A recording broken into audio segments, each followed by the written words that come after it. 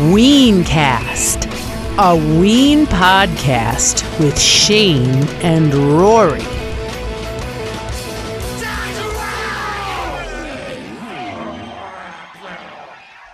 Hey, what's up? This is Shane.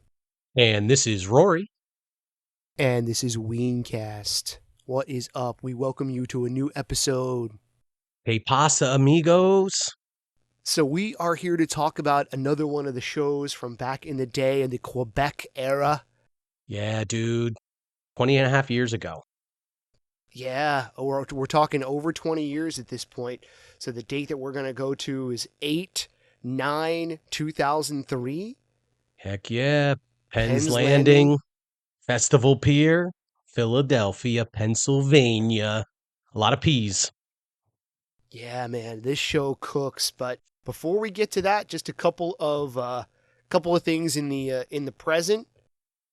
So this is the first show of the new year, and we want to say, hey, welcome, and also hit us up on Patreon. We have a fairly new episode from the end of last year where we talk about a Crescent Moon show. Crescent Moon, Chris Hartford, and Bill and Fred at Dharma Bums in Point Pleasant, PA, which is just outside of New Hope, that I was lucky enough to get to. So we have a little exclusive Patreon episode about that. Really fun night and just a cool story. Yeah, dude. So hit us up on Patreon for that. And there's also a ton of other cool stuff over on Patreon. So if you haven't hit us up on there already, please come over and join us. A lot of fun stuff. Yeah, dude. Patreon has this new feature that everyone should know about. It's called Collections. And I love it because I've been thinking about this since we started our Patreon. It allows us to organize our content by topic. And so it's pretty cool because you click on, for example, Claude Coleman, because we have a few episodes and an interview with Claude. And we have an episode about Mandla and et cetera, et cetera. So you can go to collections and you can say, oh, I want to hear all the stuff they have about Claude. And you click on Claude and then it brings up a list of all the episodes and all the things that we've done that have to do with Claude. That's cool, man. Yeah, I think it's awesome because it also, when I set it up, it made me realize, man, we have a lot of content. Yeah. And so this is episode 59 for the regular podcast.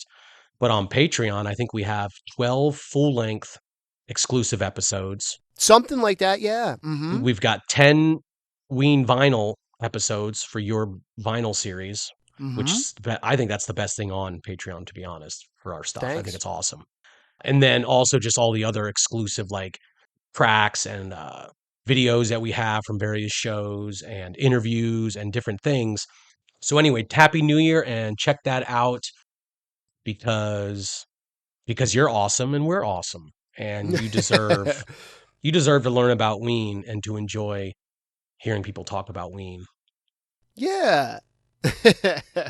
And we are just a few days away from some more new shows being announced. So we talked about the show that we bought tickets to in Philadelphia, but there's been some other new shows announced for the spring.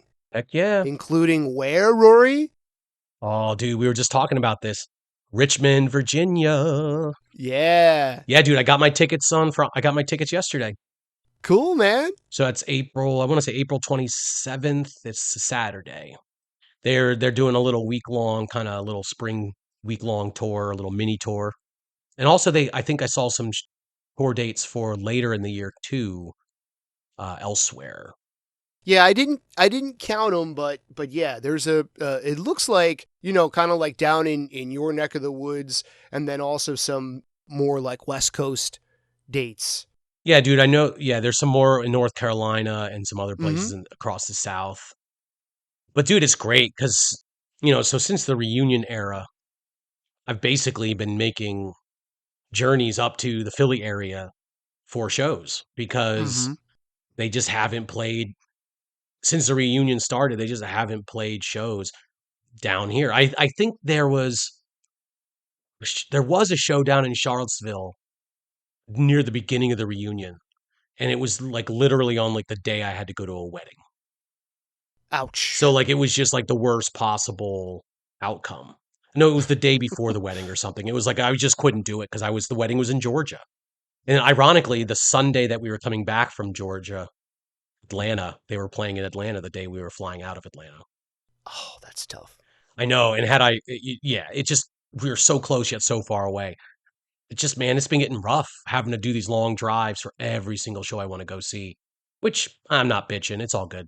But like, but it was awesome when it was just like, dude, throw me a bone, give me a show down somewhere down here. And then so Richmond is about an hour for me.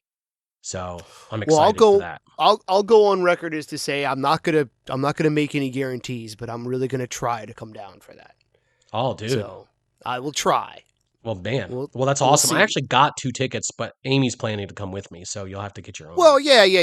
I'm sure I'll be able to get a ticket or whatever. I'm not worried about that part of it, but Yeah, yeah. No, we'll it see. seemed like, I mean, it's an outdoor venue, and I feel like, yeah, there won't be any problem getting tickets. I sometimes getting the tickets early actually backfires because you end up paying a lot more for it, Yeah, depending on the pre-sale and stuff. I was just hearing people on Facebook talk about spending like hundreds of dollars on tickets virtually. And it's yeah, kind of dude. like, it's a bummer if you just wait until and if you like wait till the day of the show, I guess you're not like guaranteed a ticket because you're like showing up hoping to get one. But there's almost always 99% of the time you're going to get a ticket, and then it's going to be like face value or less because people just want to get rid of it. Yeah, dude. Buying tickets has just gotten worse and worse and worse. I hate it. But Well, these tickets weren't bad. yeah, no. Pretty standard. I don't remember exactly what it was, but standard kind of price. If you got them, hey, it's all good. You know what I mean? You can't stress out anymore about anything other than that. Yeah. So, But anyway, I'm excited about that. And I only got a couple months to figure all that out, but right. it's a Saturday. So, and I love it. I'll just drive down quick. No worries, no hurries, as they say. That's cool, man. So yeah, man. And hey, everyone, it's awesome getting every time Ween announces shows. It's just great to see everyone gets excited, Uh-huh. on the Facebook groups and sort of like, oh, I got to get our tickets. It's cool. Uh-huh. Yeah. That's very true. It's just cool to see new dates pop up. Yeah. So we're going back to the Quebec era again. Yeah, dude, we're hot and heavy in 2003. Yeah. And this is kind of one of the biggest years for us and for Ween in general. Oh yeah. So we have a lot to talk about. When we're done today, we'll have more with 2003 for sure. Mm-hmm. But this is literally just a few days after Quebec came out. So this is August 9th. Quebec comes out on August 5th of 2003. Yeah. And I had just gone to see them in Columbus on the 1st of August, the week prior. So I saw him in Columbus, and we also went to see him. You and I and other people went to see him in Pittsburgh the week before that. This is the last show of this tour. Yes, that's true too. So right after this, so this is 8-9, August 9th. And then they would play the Carson Daly show on Yes. September 3rd Mm-hmm. in New York City, which Rory was fortunate enough to make it to that as well. You can listen to that story on Patreon. Yeah, so they do. This finishes up what I guess would call the Quebec tour because Quebec comes out and during this tour, and this is just ultimately just a couple weeks, and then like you said, they take almost a month off. They do the Rockefeller Center, they do Carson Daly show, and then they proceed on what I guess I will call the Live in Chicago tour Right. because then they do a little fall tour, and it Mm-hmm. includes the 3 shows at the Vic Theater that are used for the Live in Chicago DVD. And then shortly after that, they do I think it's the second to last overseas tour that they ever have done. I think they do one more after this Wow. for La Cucaracha. But anyway, so it's pretty amazing because we are already like deep in the thick of this year as far as shows because they had a short spring tour. They have the summer Quebec tour. They got the fall Live in Chicago tour, and then they go overseas. Mm-hmm. They do a total of, I want to say 73, according to Brown Base, 73 shows this year, which is the second most for any year all time, I believe. Wow. They are deep in it. Yeah, Like man. the Brown has come to town Yeah. Yeah. in 2003. Yeah. Let's talk a little bit about our memories from, getting there and the pre-show and stuff like that.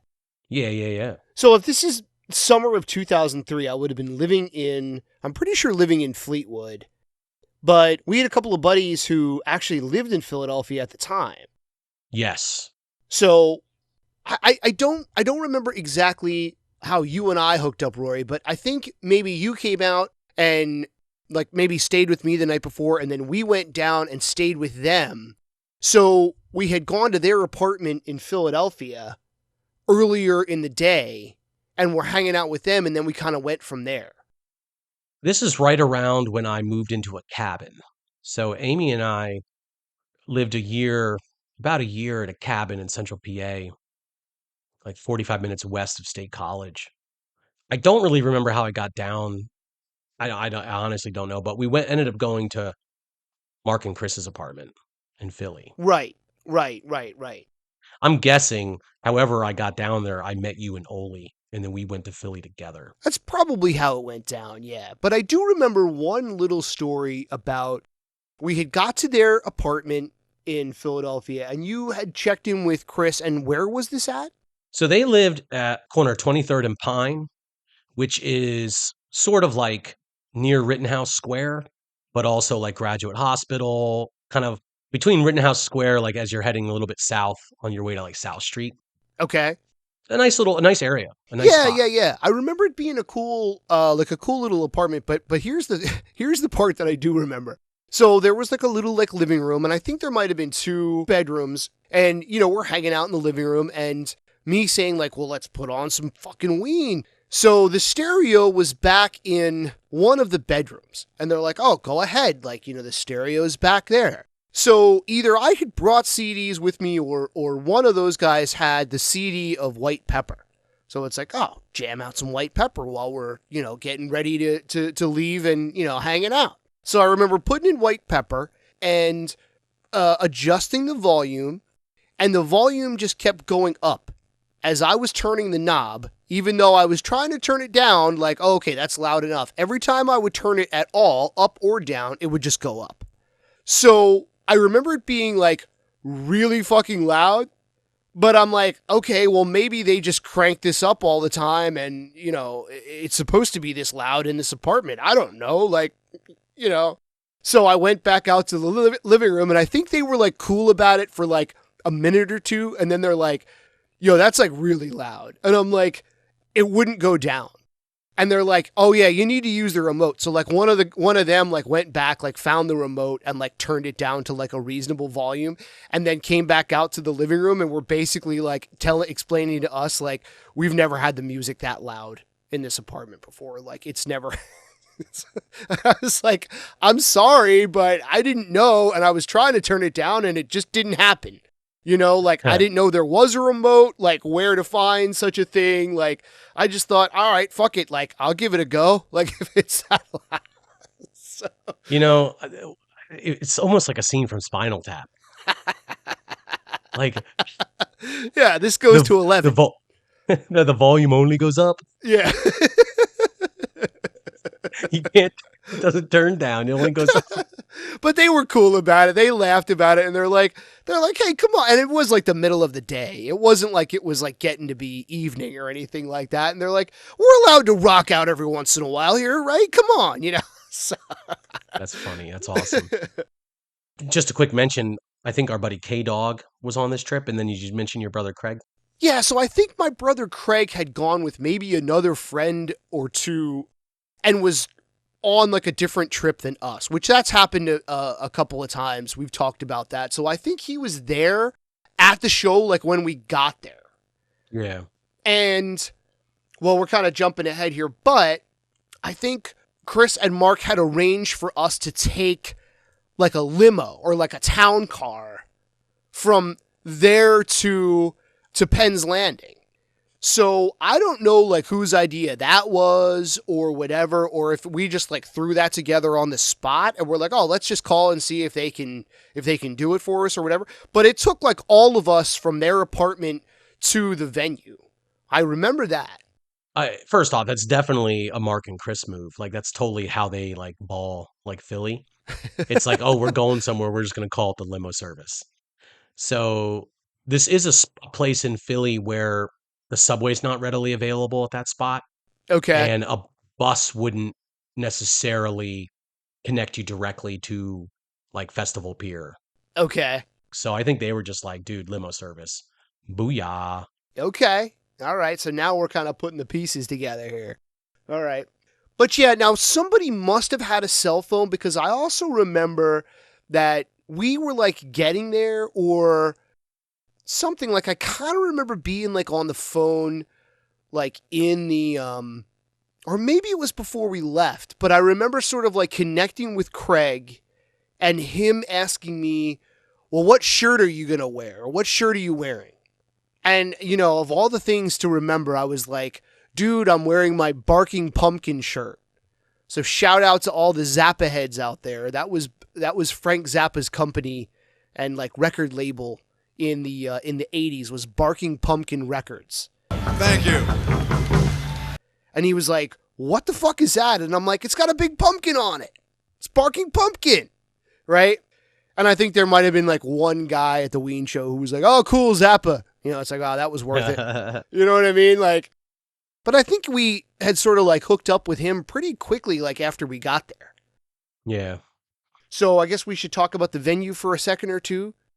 Yeah, man. So the venue's Festival Pier, which is like Spring Garden, around Spring Garden on the river in Philly.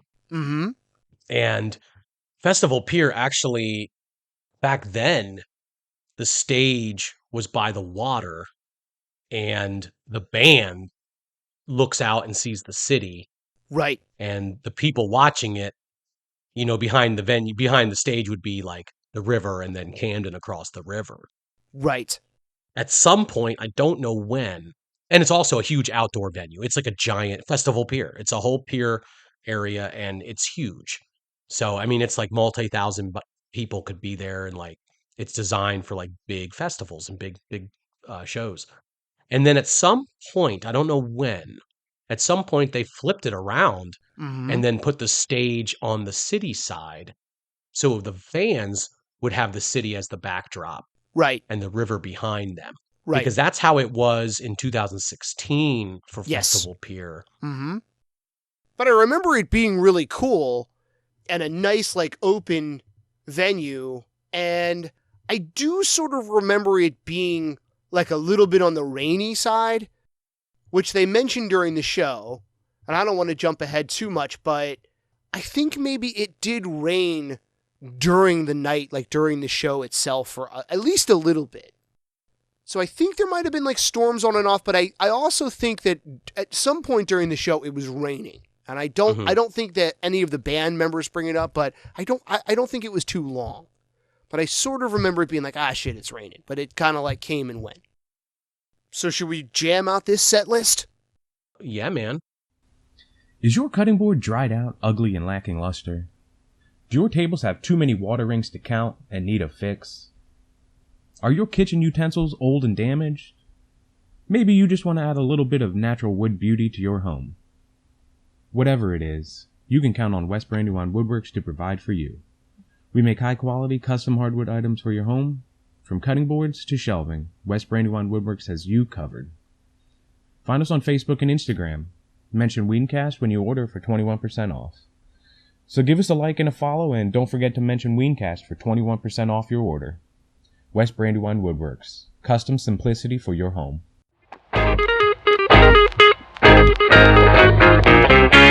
Hey, this is Shane from Weencast. Don't forget to join us on Patreon for our ongoing series, Shane's Ween Vinyl. I discuss all of the Ween and side project related pieces from my record collection, including albums, singles, compilations, and more. I talk about how I acquired them for my collection, fun facts about the record labels and production credits, and of course, which pressings I have and how they sound. So head on over to patreon.com and search Weencast to keep that brown spinning round at 33 or 45. Thanks. All right, so it starts off with a little acoustic mini set to begin the night, which is amazing. So it's Birthday Boy, Chocolate Town, Mutilated Lips, Tried and True, and Joppa Road. And then it's the regular set. Buckingham Green, The Stallion Part 3, Happy Colored Marbles, The Grove, Take Me Away, Waving My Dick in the Wind, Puerto Rican Power, Voodoo Lady, Riders on the Storm, Spring Theme, Bananas and Blow, Exactly Where I'm At, Roses Are Free, Big Jim, Reggae Junkie Jew, Zoloft, Ocean Man, You Fucked Up, Papa Zit, Going Gets Tough from the Get-Go, I'll Be Your Johnny on the Spot, Buenos Tardes Amigos, and then for the encore, Touch My Tutor, Dr. Rock, and If You Could Save Yourself, You'd Save Us All. Yeah, man. You know, at first glance, the set list itself might not jump out at you as like, whoa, this is an amazing set list. But it actually is a really good set list. Dude, it's amazing, man. Yeah, dude. There are, first off, a few really rare tunes. And just to kind of, go through that quick, like Joppa Road, Riders on the Storm, and If You Could Save Yourself are all like very rare. And then you also have things like Chocolate Town, Tried and True, Spring Theme are all pretty uncommon. Reggae Junkie Jew is pretty uncommon. Deceptively uncommon, actually, because I feel like people might think that song is played more often than it is, but it's really not. It's about 117 times total. So like about 10% of shows has Reggae Junkie Jew. Papa Zit's pretty uncommon. Go and Get Tough from the Get-Go. So those are like the uncommons and rares. It's a good mix, man. Dude, it's a great mix. It's a great mix. And as long as we're talking about the overall set list, I think without even looking at Brown Bass, I was thinking about this, just listening to this show and going over the set list. I was like, man, is there any other songs from Pure Guava that like are not on this night? All of like those sort of like oddball bangers from Pure Guava.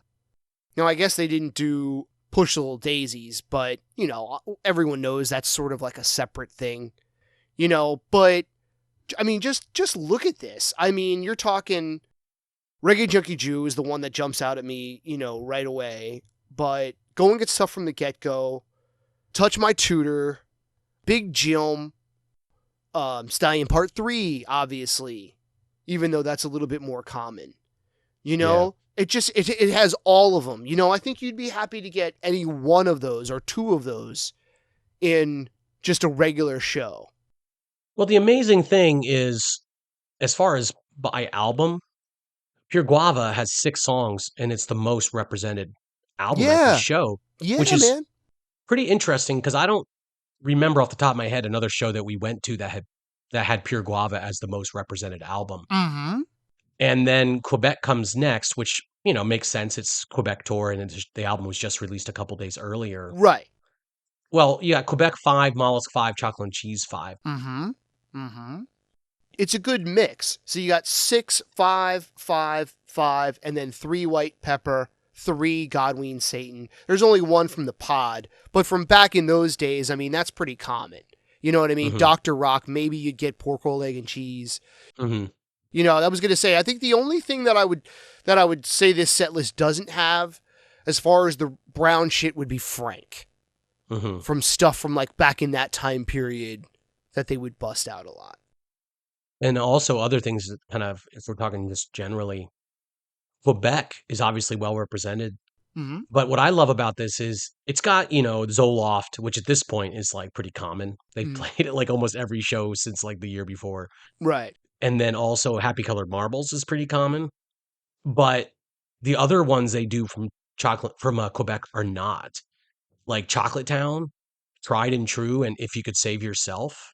If You Could Save Yourself this is only the 12th time it was ever played, 23 total.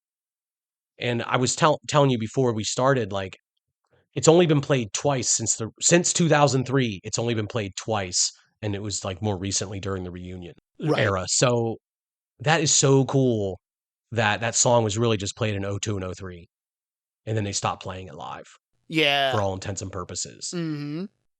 And Chocolate Town, this is the 7th time that was ever played. Tried and true. This is the 6th time it was ever played, because Mm-hmm. this is like they're bringing out the new stuff. But also, what's really cool is those are done acoustically, right? Right. And so that's a whole nother layer to this show. Well, let's get into the beginning of it and the little Yeah. yeah, so and the little acoustic mini set. So, yeah, go ahead.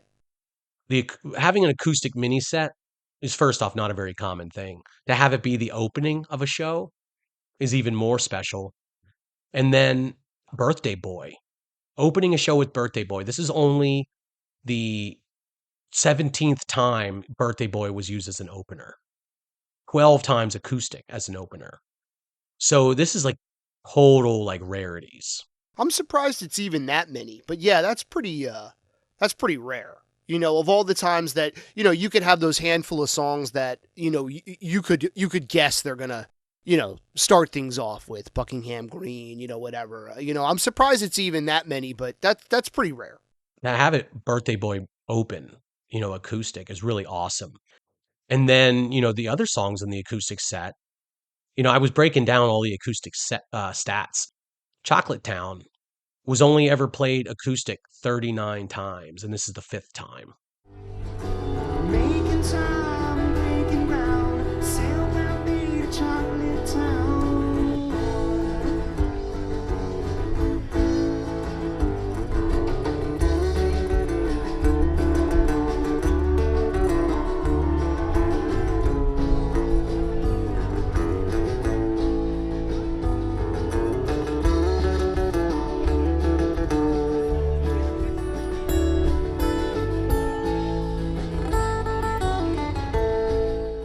Mutilated Lips. This is the 7th time ever acoustic, 30 times total.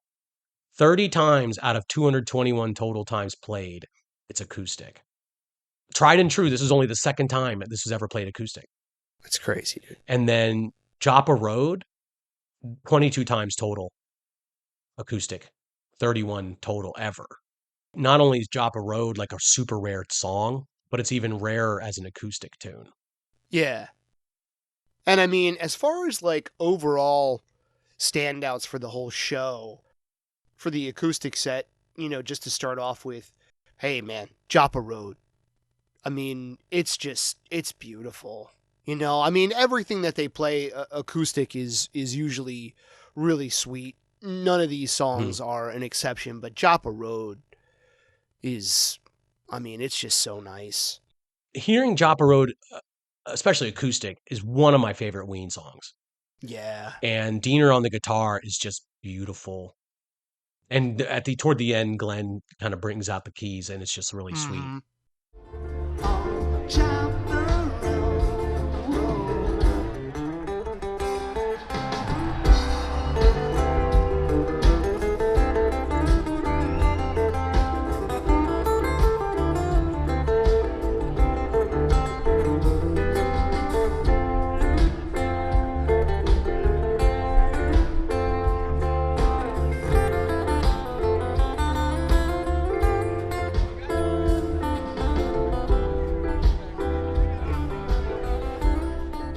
You know, it's interesting because then Chocolate, we're talking about the acoustic set, Chocolate Town. Remember, this is all like new shit. So it's really interesting when they're laying out new songs. Like the album just came out, and it's obvious when Chocolate Town is playing that people in the audience don't really know the song, because the audience gets like really quiet, and people are just sort of like, you can hear them talking to each other, and they're a little bit listless, you know, because they don't really know the song, and it's being done acoustically, so it's really chill. Right. And that's just neat to me, because it's like, yeah, dude, it just came out. And Right, and this is a pretty big show, so I mean, you're talking, there are definitely people who don't know that stuff yet. yeah, absolutely. I mean, we knew it. I mean, you know, of course we were already down with all that stuff, you know, come on. Chocolate Town debuted acoustic. Chocolate Town and Joppa Road and Mutilated Lips were all played at the Conduit in 2002, which is an amazing show that you went to. So you had seen those the year before acoustic, and then they play them again for this. No, it's so cool to have the new songs come out. And then Tried and True, they opened it the night before in Martha's Vineyard was the first time they ever played that acoustically. And so to have them play that, it's just so cool. Like, they're not just like playing anything acoustic. Like these songs are meant to be acoustic, and it's sort of a feature of the Quebec era Yeah. Yeah. because they do a couple acoustic things here and there before 02, but it's really like them writing and developing the Quebec songs and like realizing that, yeah, these are acoustic. So let's do this. Let's start bringing acoustic sets. Totally, man. And so it's really neat that that's part of the whole Quebec sound. Yeah. They do a shout out for Andrew Weiss for Tried and True, which is nice. This is for Andrew, who produced Quebec. Yeah, it's cool. Yeah, dude. So the acoustic set, they open up with 5 songs acoustic, which is, I think a few times they do more than that, but that's pretty typical, 4 or 5 songs. And then they bring it back. It's pretty cool because then they do Buckingham Green. And so it's kind of like starting the whole thing over again with this huge, raucous, Buckingham Green. It's just always amazing. And Diener says something to the effect of, after they're done with the acoustic set, then they're going to get out the whooping stick. Yeah. So that's them getting out the whooping stick. Buckingham Green. Yeah, totally. Like just getting brown and jamming. Diener is on fire for this entire show. Oh, yeah. Musically, this is a fantastic show. It's something that during this reunion era, which I still call anything after 2016 to me is just that reunion era because they're not making new music. Right.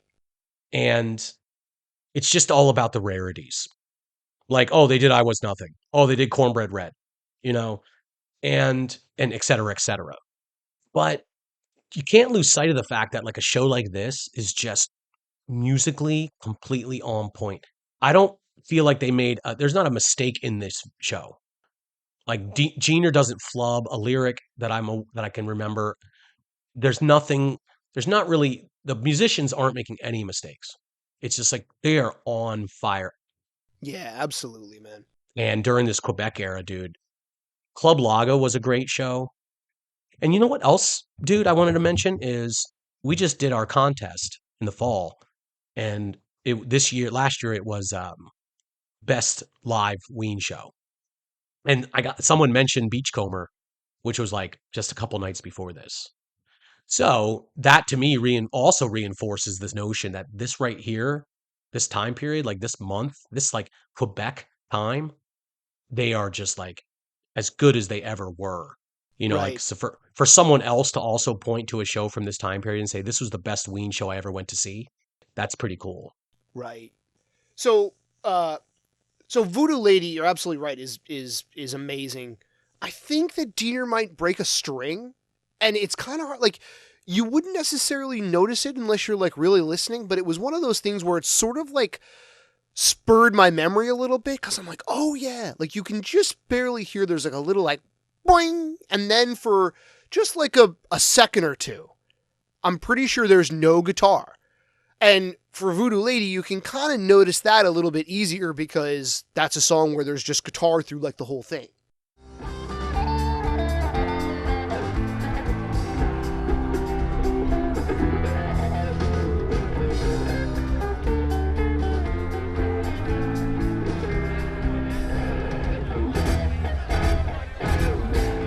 I feel it now inside me.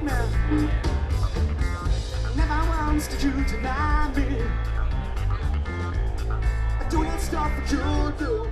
I'm pretty sure that there's like a guitar tech who like took his regular guitar, hands him like another one as like a fill-in for him to play the rest of the song, and then restrings his like A guitar. You know what I mean? Because I sort of like when I heard that little piece, I kind of remember talking to my brother about that, and he was like, "Oh, look at that guy! He's restringing the guitar, and like, look how fast he's able to do it. He has like a little table that he just like put it up on the table, and like you could see there's a light that he's able to like see what he's doing, and it's like, yeah." And I was like, "Oh man, like I remember that, But there again, like Diener is so on fire, you'd barely even notice it, and it's just that quick." Mm-hmm. But yeah, it's an on fire fucking version of Voodoo Lady, even with that in it. Well, he opens it, the intro. He opens right away with just like going right into like shredding the guitar. Yeah, man.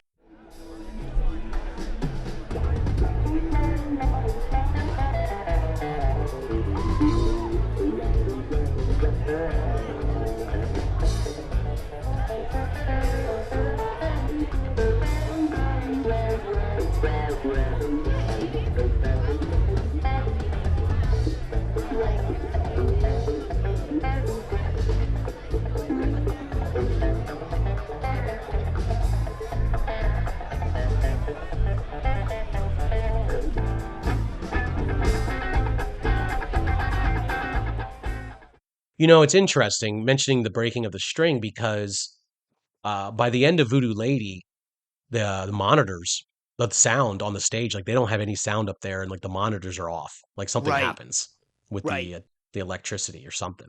I'm actually wondering, would switching up those guitars and like plugging in a different guitar into something like have shorted something out? I guess it's possible. Yeah, maybe. But anyway, it was like Voodoo Lady's not like short by any means, but I kind of noticed it was a little shorter than maybe it could have been.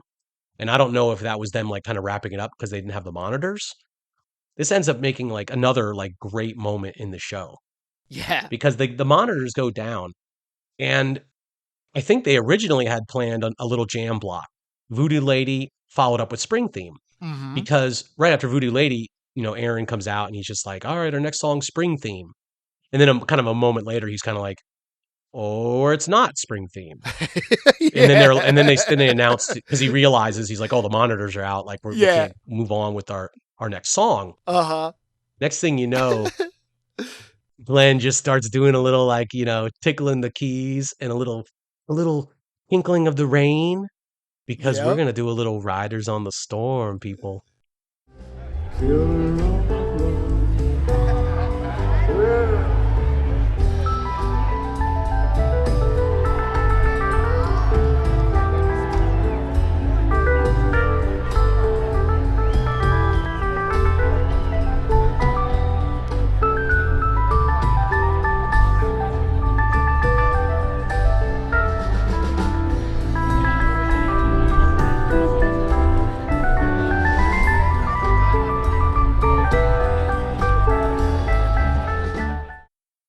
Yeah.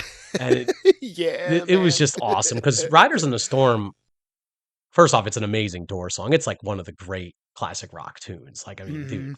Yeah. And it was not very long. It's just like a 3-minute song because they obviously were just sort of like filling in time, and then in the middle of it, they were like, we got them, like the monitors came back. Yeah. You can hear them say like, oh, it's back. Like, okay, power's working again. But there was a great moment in it where, Aaron, because he's obviously, it's a Doors song, it's like Riders on the Storm. And the one point he's totally like this Jim Morrison. He's just like that mystical poet Jim Morrison voice. Yeah. It makes me think of the freaking Jimmy Fallon reading Rainbow. Oh yeah, okay.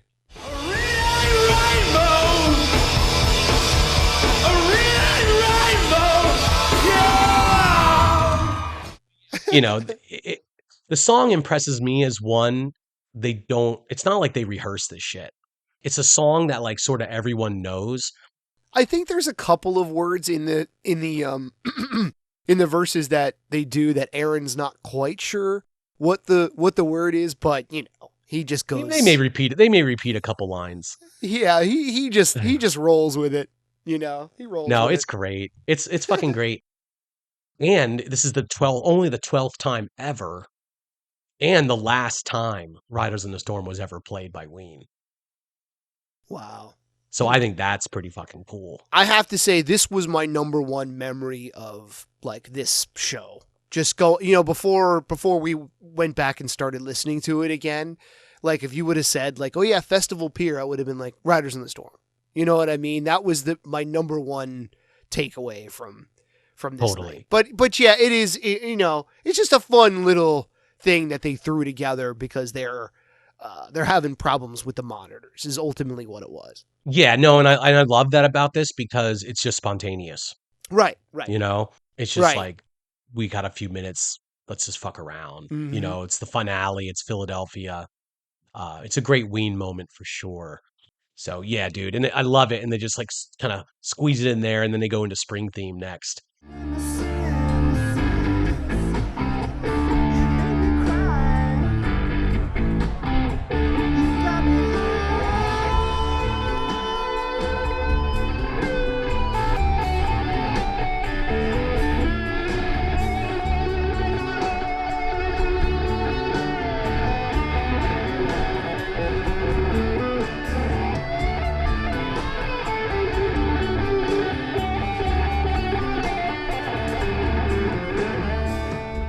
Which, you know, it's a little short, and it doesn't have like a long like intro. Like I noticed a lot of the songs in this show, they don't take like 5-minute intros for any of these songs. They kind of dive into every song.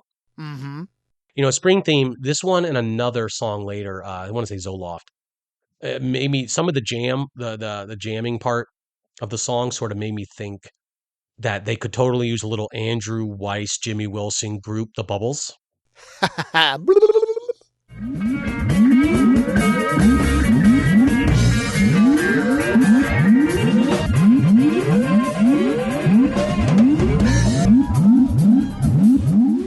Yeah. So a little background really quick. Jimmy Wilson group, a little kind of Ween side project thing. It it basically includes most or all the members of Ween plus a few other people, Andrew Weiss. And they only do a handful of shows. You actually were at one of them, so that's awesome. And Andrew Weiss on the keyboards, as far as I can tell, all he does the whole show, and I'm making a joke of it. I'm sure he does more than this. Is just hits a button that's like he did, like, and it's just like it's like bubbles. Yeah. And anyway, it's just funny. Like maybe this is an inside joke, and now I'm taking too much time to talk about it. But yeah, spring theme is fantastic, dude. Another rarity too. And that's another Pure Guava one. So Yeah. so pardon me, I didn't come up with that when we were talking about it at the beginning, but yeah, that's another Pure Guava jam. Yeah, dude. Pure Guava is well represented in this show, which is just kind of like out of the blue. It's weird, Yeah. but it's awesome because Pure Guava is a great. You know, these songs all remind us that Pure Guava is a fantastic album. Yeah, man. So yeah, dude. I mean, moving right along, something exactly where I'm at. It's not especially notable, but the reason why I'm mentioning it is because it made me realize that the sound quality for this show is fantastic, and you can really hear the instruments. Yeah, man. I mean, I think the only thing I kind of noticed about the recording that I was listening to anyway, I'm assuming it's the same. You know, I don't know how many recordings of it there are, but I'm assuming it's the same one.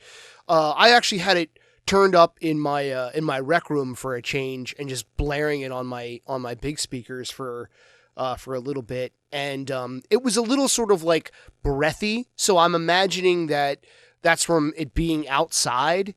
And, you know, it was probably had like the microphones up on the like up on the stands, standing like up over top of everyone's head in the crowd. You know what I mean? Like the traditional microphone. So, you know, it's probably just the wind coming through a little bit and just getting that, you know, it was a little bit on like the breathy side that you can mainly only hear like in between songs. But you're right. It's like everything is mixed very well. You can hear the keyboard, you know, very well, which is sort of like the first thing that gets like drowned out a lot. Yeah. You know, so like great keys, you know, amazing guitar, you know, like we were talking about, you know, you can hear Aaron great. You know, like the mix of everything is great. I mean, there's things about songs that I almost like forgot or like didn't realize.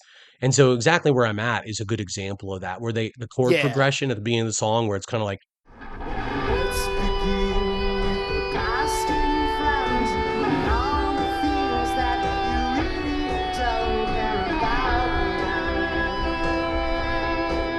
It'd be exactly where I'm at. and he just sort of like plays like down these different notes. Mm-hmm. I obviously knew that was part of the song, but I never noticed it like that before. That it was so clear. Yeah, I noticed a couple of things throughout the show like that too. I agree.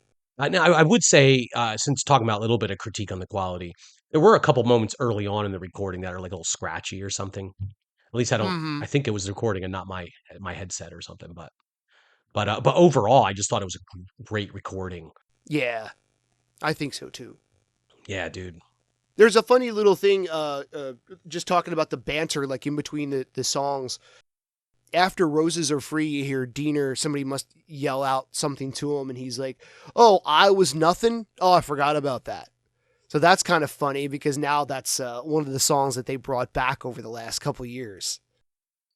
Dude, Reggae Junkie Jew. This is one of the great Oh my God. renditions of Reggae Junkie Jew. Yes.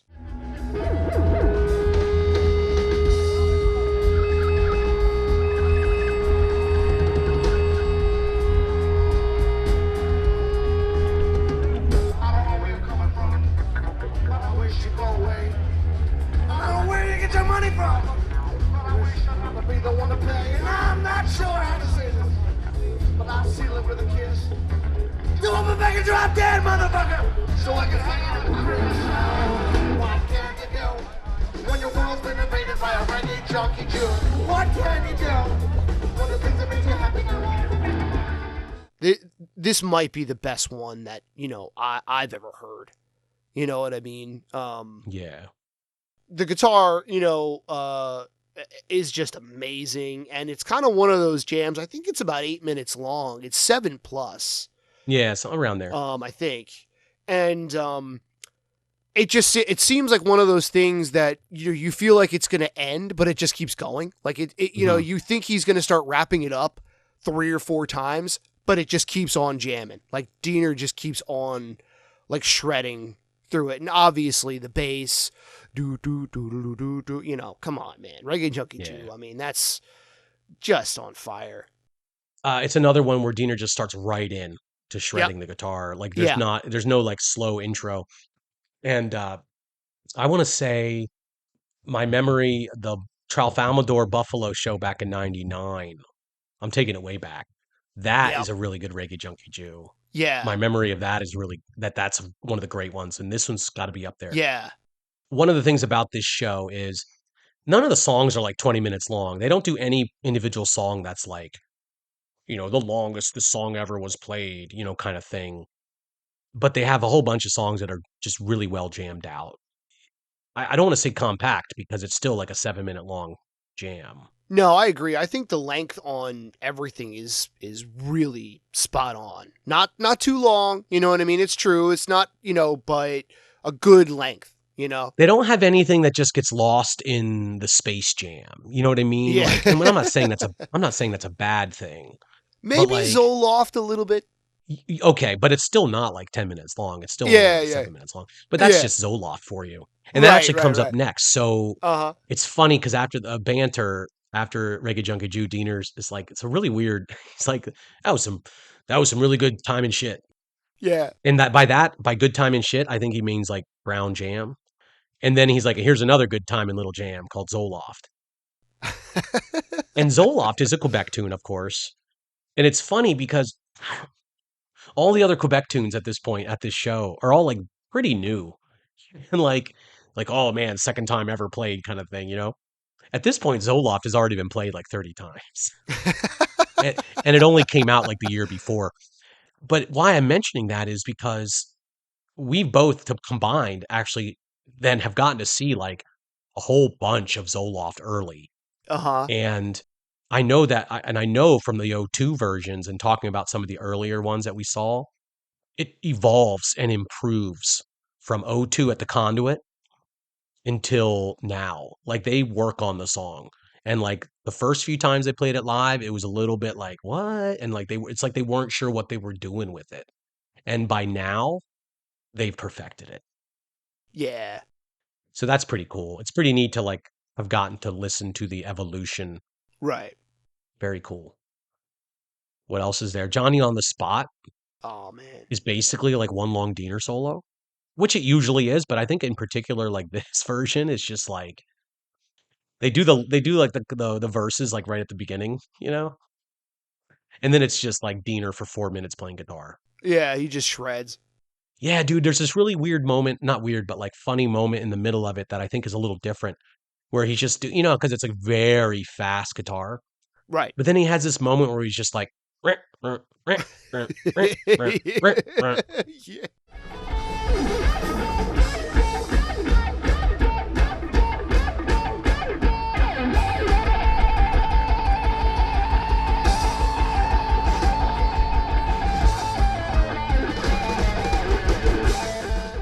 and like in the middle of it, it's almost like this interlude kind of thing. And then he goes back into like It is cool. I like it. It's cool. something a little different, Right. Well, and then Buenos Aires Amigo ends the main set, which is great. It's about 10-minute version, and there's nothing. I mean, I don't have anything specific to say, I guess. I was wondering, we don't have a video of this, so I was trying to listen closely. I don't think it's Aaron doing the a little solo. Like after the whole like the whole like that part. Right. They do they slow it down, and it's more like a finger picking solo. And It's really good. It's yeah, really it's cool. great. Oh, it's Yeah. really good. And It's really cool. It's really nice. So yeah, it's a great rendition of Buenos Tardes also. but yeah, so that's the regular set, and they do a little encore. The main thing about the encore is if you could save yourself. That's one of the big highlights of this entire show.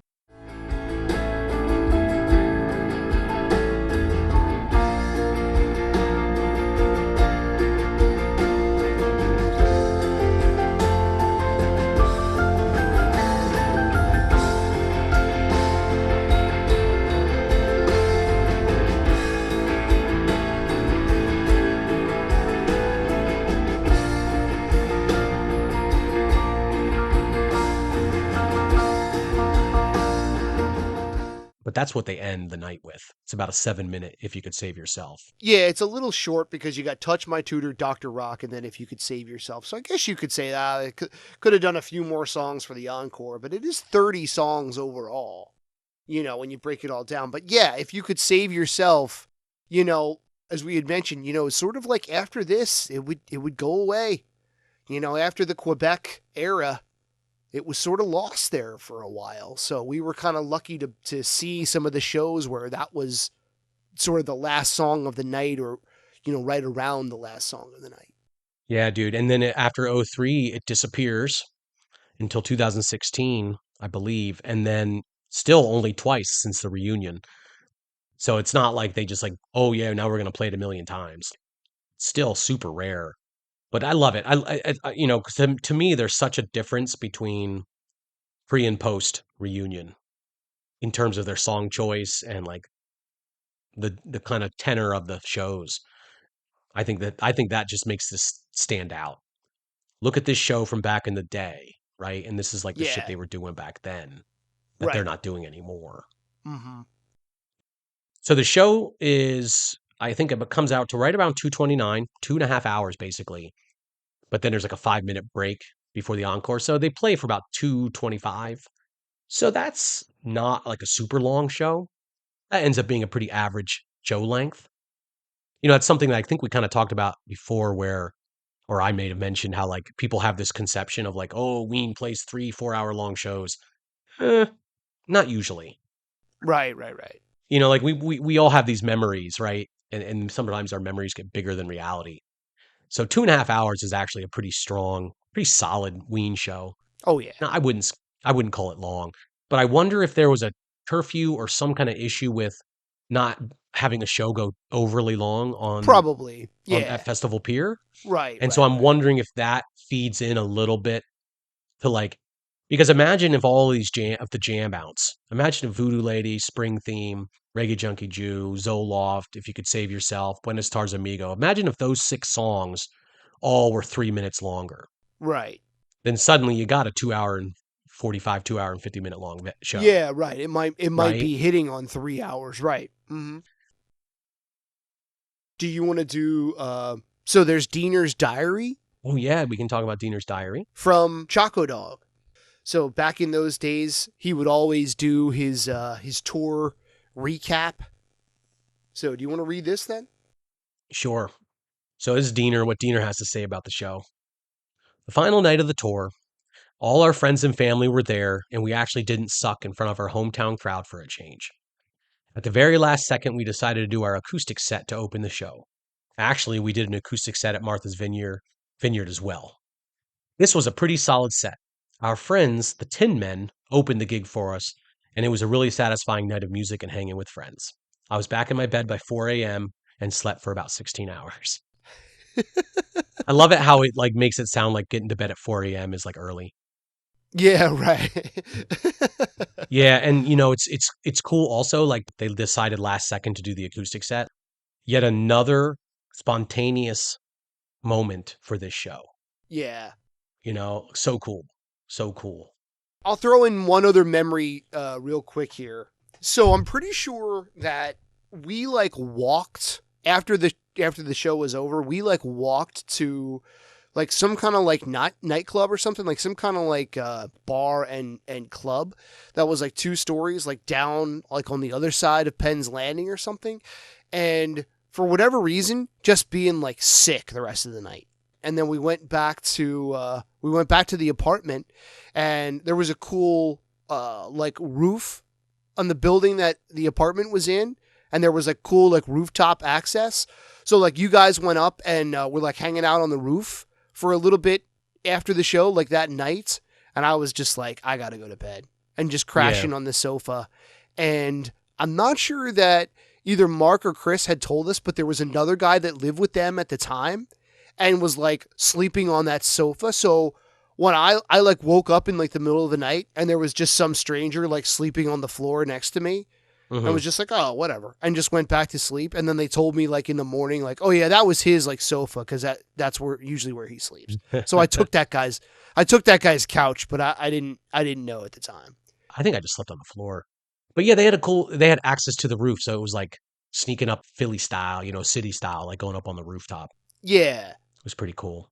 But yeah, man, so getting back to the show, I mean, I have to admit, I have the bootleg CDs of this show, but to be honest, I mean, I may have listened to these like once, like back then. And that's what's so cool about doing this podcast, is because we're going back and we're going through these shows.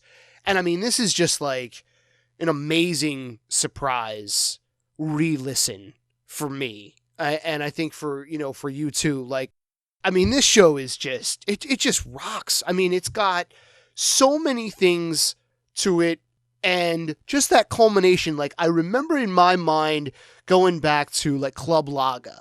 Now, I also had a DVD of Club Laga, so like that sticks out in my head of like watching that DVD and being like, yeah, man, like Club Laga, like that was a fucking awesome show, like blah, blah, blah, blah. But this sort of got like lost to like the sands of time a little bit more. You know what I mean? Because there is, as far as we know anyway, there is no video of this night, right? Even though I had the bootlegs, it just sort of got like forgotten about. And this is a fucking rockin' show. I just think everything that's played, the acoustic set, I mean, everything is just so good. Great renditions. Riders on the Storm is thrown in there, which is, I mean, like I said, that was my main memory of the night. But so much more to it than that. Yeah. And all the new Quebec stuff, Birthday Boy to open it. I mean, it just goes like on and on and on. And the fact that they were bringing it back to Philadelphia after this, summer run, they probably were like, let's go out with a bang. You had mentioned there for a second or two, like, this is kind of like a peak moment. Yeah, dude.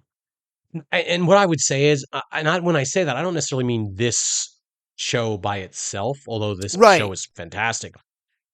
Listening to this show and then like thinking about Club Laga, and like, we had another fan say, oh, Beachcomber was a great show. Mm-hmm. Ween doesn't really get any better than they are at this time. Yeah, dude. They're never that innovative or that like challenging themselves to be better ever again. And you also have like later in the fall, the Live in Chicago, right? And we actually covered that way back in the day with our friend Mike, who was at the Vic for one of those shows. Mm-hmm. And that is like again one of those like peak moments of Ween. Like, everyone has their own opinions so about what's best or not. The Live in Chicago it's such a well produced, meticulous, immaculate musicianship. That 2003 is really like Ween doesn't get better than they are right Yeah. now. Yeah. Yeah. Like, no offense to anyone, like, hey, I'm sorry, this is the truth. No, and I mean it's tough because it's like there are still some more shows that we have to go over. You know what I mean? Between like 2004, 2005, 2006. There's other shows in there before the breakup, and everyone I think knows how the majority of us feel about Friends and La Cucaracha. I think a lot of us have the same feelings. And like, look, I love both of those records, album and EP. But I agree. This is sort of like everything going from the late 90s up until now was just up and up and up and up. 99 and 2000 and 2001, they were bringing back so many of those Pure Guava songs and pod songs and turning them into like shit they're breaking out on a night like this. Again, Reggae Junkie Juice, Spring Theme, and they just kept adding like more and more and more and doing fun things with them and doing cool shit with them. The acoustic songs, the Quebec stuff.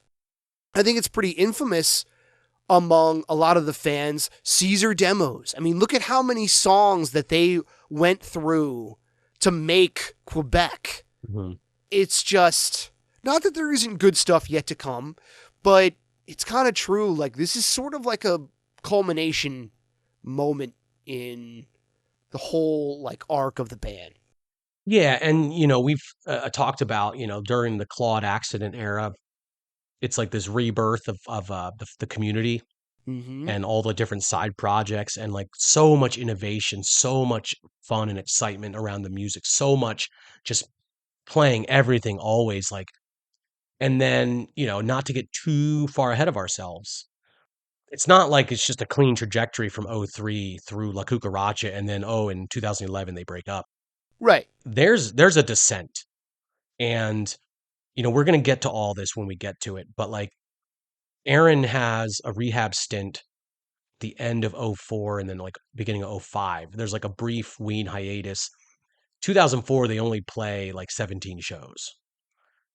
Right? They go from playing 73 shows in '03 and then in 2004 they play a little bit of shows in the spring and then they wait until October and then they end up canceling like half that tour Right. or at least several shows. Yeah, there is supposed to be more, that's for sure. Yes. Yeah. And so it's never really the same. And then I'm looking at '05. They only play 12 shows in '05. Wow. And then '06 and then now we're getting closer to La Cucaracha, but that's only 25 shows. Mm-hmm. And then '07's 43, La Cucaracha picks up a little bit, 43, '07, 36, '08. And that's the most they play until like just last year, I think. So yes, after '03, there is definitely a descent. And then heading into La Cucaracha, they're doing a lot of solo work. They're doing a lot of solo projects around this whole time. And so in those few years, there's probably almost as many of the solo projects on a side project shows as there are Ween shows. Right. And so they're definitely like growing apart. Mm-hmm. And then La Cucaracha, I always felt like is a little bit like listening to Let It Be for the Beatles in the sense that as La Cucaracha is a fine album. I honestly think it's near the bottom of the list if I rank them. But you can also almost tell like, a line from Lord of the Rings, butter scraped over too much bread. Oh boy. It just seems like something's not quite there. And so anyway, so to go back to '03, like this really is like a peak pinnacle moment in Ween. And so we got to celebrate it. There's the Quebec album to talk about. There's Caesar demos to talk about. There's live in Chicago to talk about. There's so much. There's probably other things too that I'm not mentioning. All Request Live. Thank you. All Request Live was right before Club Laga, I believe. So Mm-hmm. there's so much happening right now. But we don't want to end things on a down note. Listen to listen to this fucking show. You know, I mean, the other things to think about, you know, this is a new venue for Philadelphia. So even though it's like, you know, a hometown show or whatever, they're playing bigger places. Yes. You know, when you look at Philly, they hadn't played Philly since 2000. Electric Factory, am I right? Yeah, 2000 Electric Factory. Actually, Yeah, in Philly. They had some shows right outside of Philly, but Right. So that's a pretty significant jump in size. You know, as far as Festival Pier goes, it's a little bit of an anomaly because they wouldn't play there again until 2016, even though there's a couple of other Penn's Landing shows, but so it's definitely a unique show for Philly too. now this is a great show. Listen to it. It's on the archive, archive.org, and then the encore is available on YouTube. So that's a video. It's pretty poor quality, but it's still cool. It's out there.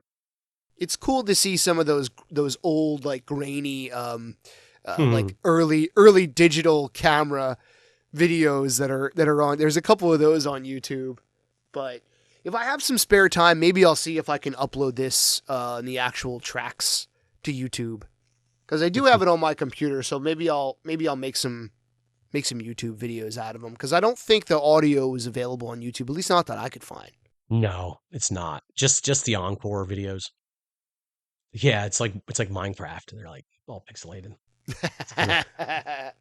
But yeah, dude, people, immerse yourself in 2003. Check out this show. Check out Beachcomber. I think it's available. Check out Club Laga. Check out anything you can check out from '03. Check it out and start with this show. And if I'm not mistaken, we have one more show that we had attended in 2003 to hit you up with again soon. And if we didn't already mention it, maybe we'll leave that as a cliffhanger. Ooh, what show is it? And I will say that Shane goes to this, but I do not. So it's one that, well, there's a couple this year that I got to that you didn't. Yes, true. So what's fair? It's good for the goose, good for the gander. So even though this is the end of that little summer tour, there is one show left to talk about for 2003 that one of us had attended. So we're going to get to that next. So anyway, we want to hear what you have to say. If you were at this show, or, you know, you have thoughts from 2003, hey man, throw out whatever. You know, leave us a comment on YouTube. Join the Patreon. You can say whatever you want on the Patreon comments. Hit us up on Facebook. Hit us up on X, even though I haven't really done anything on there in a long time. But you can still leave us a quote unquote tweet, I guess. I don't know what they call. Leave us an X. But yeah, man, hit us up. How about take a few minutes and send us a fucking email? weencastpodcast@gmail.com. You know, maybe we'll read your email on the show on the next episode.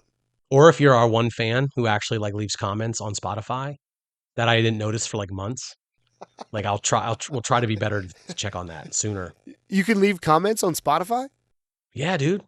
There's one guy, I forget his name, but there's one dude, I saw a couple comments. I didn't even know that. It's awesome that one guy leaves comments. That's great. We'll try to keep up on that. So anyway, people, we love you. And yeah, dude, that's a wrap. Thank you so much for listening. Peace, everybody. Thanks. Peace.